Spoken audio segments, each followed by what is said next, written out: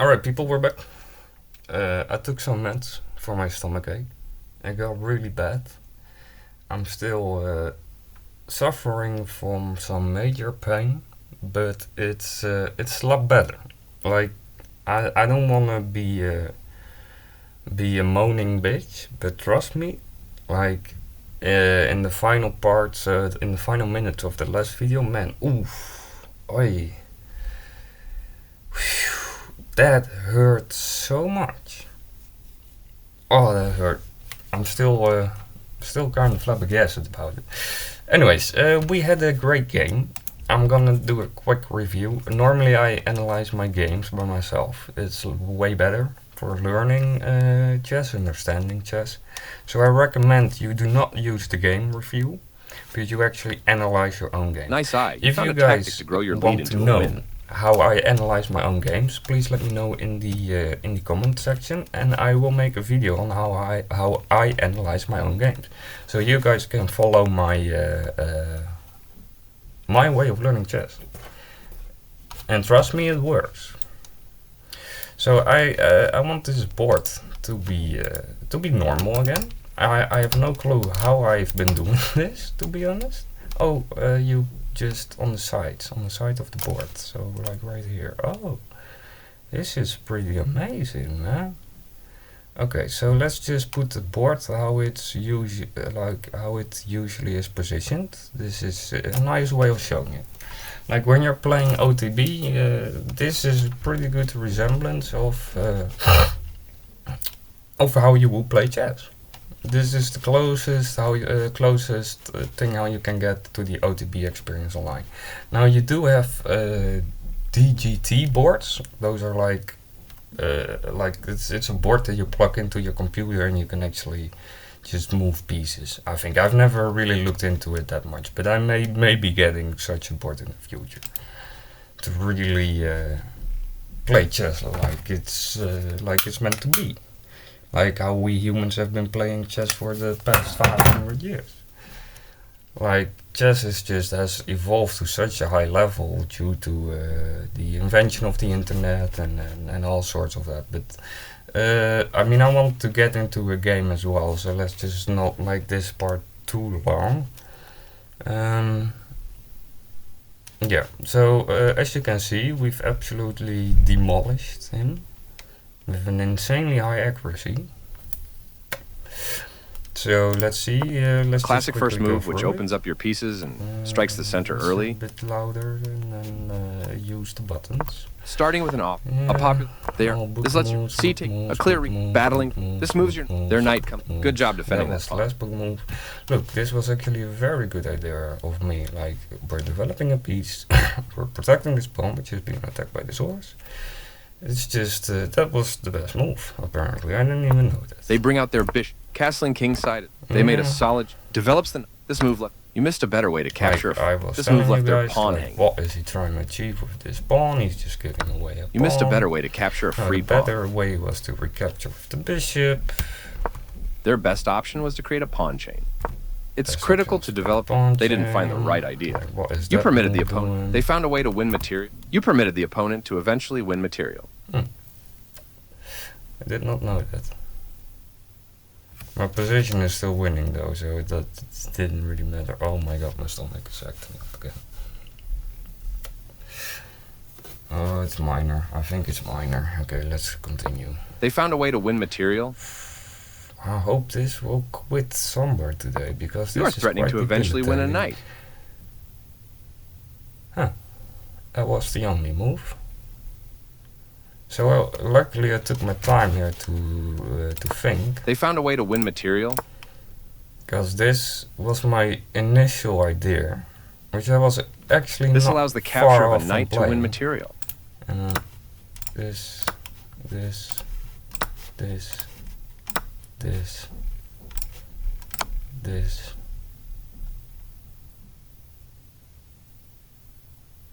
There was only one good move there.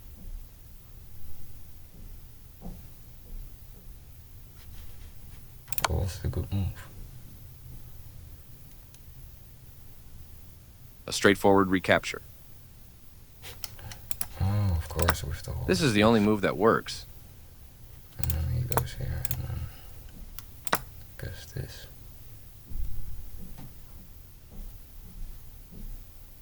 After all captures, this is an equal trade. Yeah. Okay, anyways, let's... This move left their pawn. You missed a better one.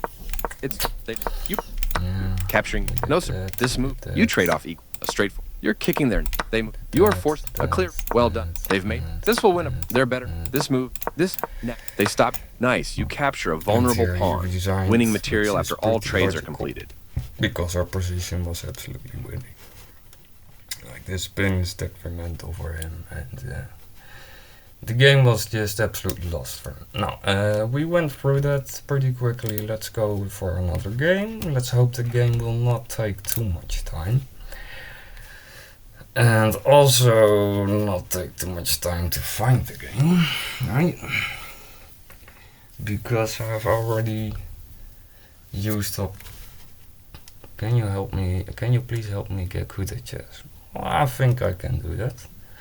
But right now I'm busy with a game. I will get back to you in a bit. For the game, playing at 1710. Oh, he aborted. He was like, no, he's too good, not doing that. That's sad. That's sad. Usually I was the one declining these kinds of matchups, because I already told you this is a bad deal. +6, you lose 10. It's just a bad deal. If you draw, you lose 2 points. It's just a bad deal. Like, when, imagine if they're like cheating and they're just gonna win from you, you lose 10 points. Like, 10 points that's a bunch of points. That ain't nothing. Alright. Since we won the last game, we're now on 1818. What is happening here? We're playing a 1688. This should be a walk in the park for us. I always respond with c5, starting the Sicilian defense. Against e4, of course. Now, many people play this move, which is actually the top engine's choice. But I like the Svechnikov, and the Svechnikov you initiate by playing this, then he will play this, then we do this, then he goes grab with the knight, then we go here, then he goes with this knight here, then we go with the pawn here, then this knight is here, then this knight will go here, then this pawn will go there, and he's starting the alot Sicilian. Now, the whole idea of the alot Sicilian is to get this pawn here on the d file. So he's got a strong center, and then yeah, that's just the basic idea of this move. I mean, I haven't really studied the alot line that much. It's just a anti-Sicilian line. And to be honest, I'm not that strong against the alot, and I've been thinking about really studying this line, because I have been encountering it more and more, and many times I lose to it. So I'm really curious to how this game's gonna go. Let me think.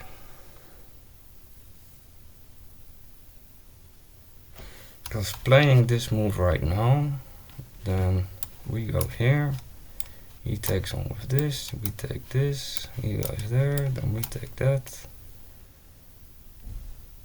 Yeah, I think that's actually the best approach here, to be honest with you guys. But I really do not want to fail this. I do not want to lose against a 1688. So give me some time to think here. Give me some time. I was actually hoping he would push to d4, of course, and then we get to start the these Pelikan and Svechnikov variation, which is one of my favorite lines. I know that line very well. Like very well. I know all the book moves from all the various lines within the Svechnikov. So usually when I get to play the Svechnikov, it's game over for them. But like I told you, I'm encountering the alot more and more. more and more. But what I was telling, like this idea and then this and then this and then this, this, and then we go this and then we're up a horse. So I think this is the best move. Just on a basic calculation. Oh my god, you stupid cunt. Oh my god, that was really stupid. Like, I was thinking I could pawn this with, oh my god, man. This stomach ache is really not good for me. Now look, he's just gonna take on this. I mean, this is still not a bad move, but like, what was I thinking? Sorry guys. Please just forget about all this, what I was drawing here, because that was not the reality of what we were in. So let's do this. This is the barman defense, apparently. I see this often, so my main response is d5, apparently. And what we have done is we have just traded his center E pawn for our D pawn. That's what we have done. And look, usually putting your queen here in the center, right, is not smart, because he can move his knight there and then he's attacking our queen with a minor piece, and then he's winning a tempo on our queen, and we gotta fall back. We gotta go here. Like, usually it's smart if you just put the queen on the side of the board, because it's not easily attacked. But now he has this pawn here, right? His pawn is right there. Like, he's got this, so he cannot do this and then target our queen. So our queen is in a very powerful spot here. That's the idea of the barman defense, I think.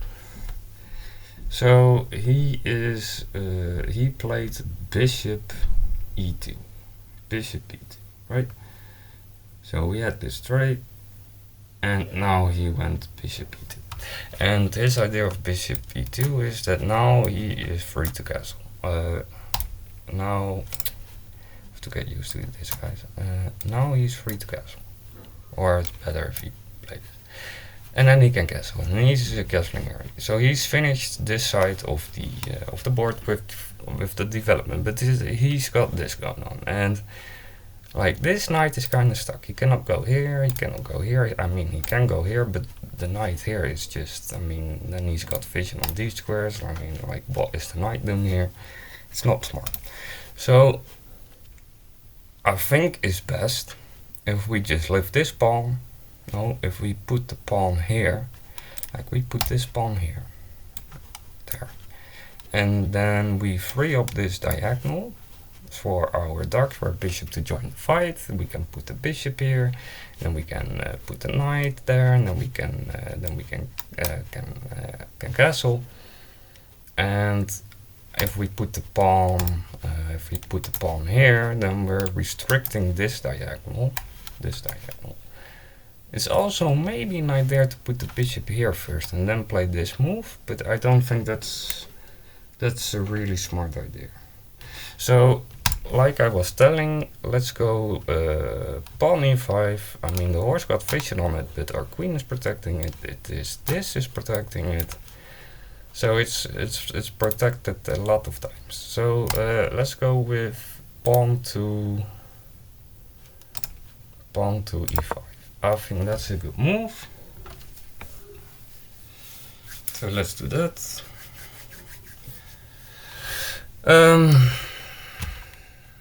Well, he's got some funny idea. I mean, he could go here, and then that pawn is protected by that, so he's winning a tempo on our queen, and then we cannot go here because obviously this is protected there. I mean, I'm really liking these lines, boys. I hope that I am better able to like visualize my ideas on the board. So let me know in the comments if you guys like the lines and the squares. Just let me know. If you guys don't like it, I'll stop using it. I'll stop using it. But I'm pretty fond of this function. I didn't know it existed. It's really nice. I mean, it's, in some way it's a form of cheating, right? Because some people got difficulty visualizing things. I mean, throughout my life it's been really easy for me to like visualize things. So for me, I mean, I don't need all these lines and shit. I just see it. But for some people that's difficult, so this is really helpful for people who got trouble with that, right? So maybe you guys can even implement it in your games. I mean, until 1700 I've not been using it. So he castled what I suspected. So that's a good move for him. I think it's developing his development. You can put a rook on e1, reinforce this line. I think it's best for us if we go bishop f7. Sorry, e7. And then we can castle on the king side too. Also want to have a game where I like castle on the other side, so that he's castled here on the king side and we castle here on the queen side, and then the whole idea of castling the opposite side is you can start pushing these pawns and you can generate a powerful attack against this king and so forth. So I do want to show that in one of the videos. So if you guys like that, just give me suggestions on things that you guys would like me to do. Now, if you got a good idea, just place it in the comment section. I will see it, I will go through it, and then I may consider doing that. Anyways, let's continue with the game. We're like really losing a lot of time here with all the talking and shit. So I was talking bishop e7, and my mind wandered off again, like it usually does. Got a lovely ADHD brain, it's really nice. You go chaotic and manic sometimes, but that's part of the deal. Yeah, I was talking, so let's do that. Curious to as what he's gonna play. Maybe gonna push this pawn, free up this diagonal, like oh, he's doing this, and then he has to do that. Like if he pushed it here, that would be a mistake, I think. You can also put this bishop right here, pinning our knight. This knight is stuck, cannot move. Then we just simply play this, or we do this to release the pin, free up the horse. And then if he takes, we just take, and then we don't have to double pawns.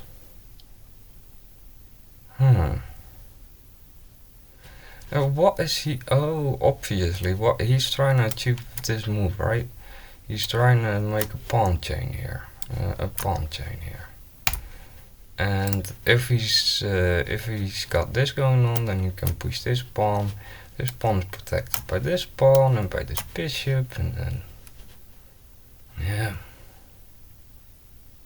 To be honest, I don't really see the danger of this move here.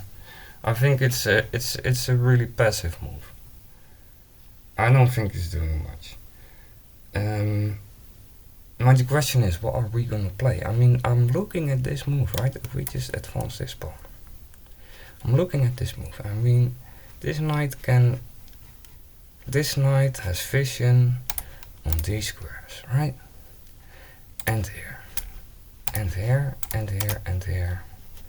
So, and here. So he cannot go here. He can't go there. He can go there, but that would be a really fucked up move for him. Really restricting his development here. That would be no good news for him. He cannot go here because then we just take with the horse, or we take with the queen. He cannot go here because then we do this. He cannot go here because then we do this. So I think that that's the best move here, right? So if we just do this, what is he gonna do now? I think he's gonna retreat the knight to here. Because in this situation, that's the best move he's got, but it's really detrimental for his development. So he's got himself in a pickle here. He's got himself in a pickle here. Just, yeah. Like, what are your thoughts, people? What would you play? Oh, okay. So like, one way of defending a piece is by creating a stronger counterattack, which I was not expecting this move, to be honest. Let me think about this, because actually I'm slowly starting to think that this was a mistake he made. Because we can just simply go queen h5, right? Pinning this knight to his queen. Not that it matters much, because the queen is protected by the rook. But we're putting pressure on here, right? This knight is still being attacked by the pawn, so he has to move. If he moves to here, right, then we just put the bishop here, right? And then he can do this. And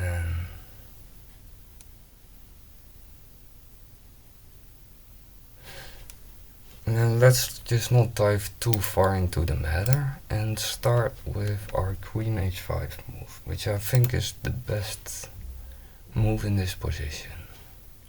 Queen h5, yeah. This attack still works.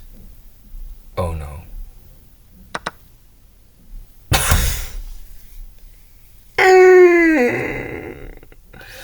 This is gonna be a fun video, guys. I'm gonna quit it here. I'm gonna resign. And this will be a very fun video for you guys to watch. I will be making a new video. So 3 videos today for you guys. Oh my god, dude. Oh my days. Jesus Christ, man. This is unbelievable. What the fuck?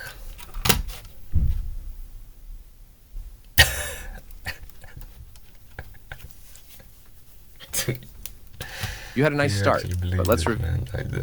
I recommend this first move for players of all. Oh, we were doing so good. How good is it? This move gives you the opportunity to win their knight. Yeah, to win their knight. And look, you've just allowed your queen to be taken without a fight. You missed an opportunity to attack. This move gives you the opportunity to win their knight. Oh my god, please can we just go. This is the way to win a knight. Here. We do this and this. And this. Or better to develop. Or we could back and this. And this and this. And oh yeah, it's this move right now. This maintains the balance in material with a good trade. And you would do this, of course, and this. And we're just absolutely working. Okay, well, straightforward recapture. People, I'll be making a new video because this was absolutely zuki zuki. Alright, thanks for watching. See ya.